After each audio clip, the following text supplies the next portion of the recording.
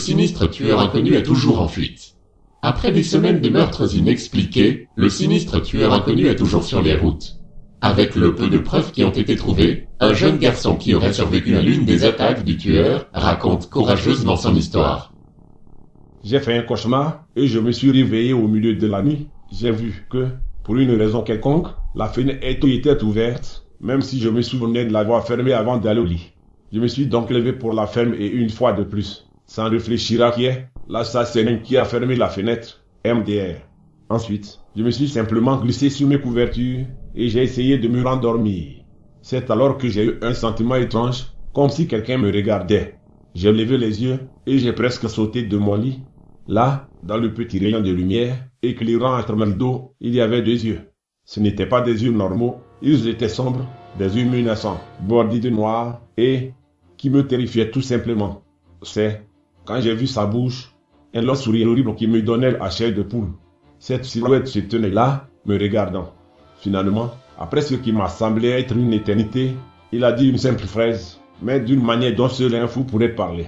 Il avait dit « Endors-toi, mon petit, je ne te ferai pas de mal. Oh, maintenant laisse-moi t'écarter les jambes et te montrer mon bâton magique. » J'ai crié. C'est alors qu'il s'est précipité vers moi. Il a sorti un couteau visant à mon cœur. Il a sauté au-dessus de mon lit. J'ai tenté de le repousser. Je l'ai poussé, je l'ai frappé, j'ai roulé par terre, je l'ai troqué. T'as vu petit BD, c'est moi le boss. C'est alors que mon papa est arrivé. L'homme a attrapé son couteau et l'a planté dans l'épaule de mon père. Cet assassin l'aurait sans doute achevé si l'un des voisins n'avait pas alerté la police. Ils se sont battus. L'homme s'est retourné et a couru dans le couloir. J'ai entendu un fracas comme des bruits de verre. Je suis sorti de ma chambre et j'ai vu que la fenêtre arrière de ma maison avait été cassée. Je me suis approché pour le voir disparaître au loin. Je peux vous dire une chose, je n'oublierai jamais ce visage, ses yeux froids et mauvais et ce sourire psychotique. Ils ne quitteront jamais ma tête, tu vois. Il a tellement l'air d'un ouf ce mec.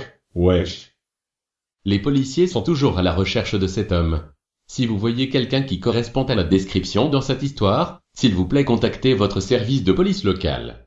C'est à dire au 082 344 444 986 969 698 142 bande de fils de pute 082 928 393 849 488 472 389 423 774 et 327 893. Pourquoi tu ralentis la vidéo PD 192 082 378 346 734 386 667 738 442 424 242 MDR.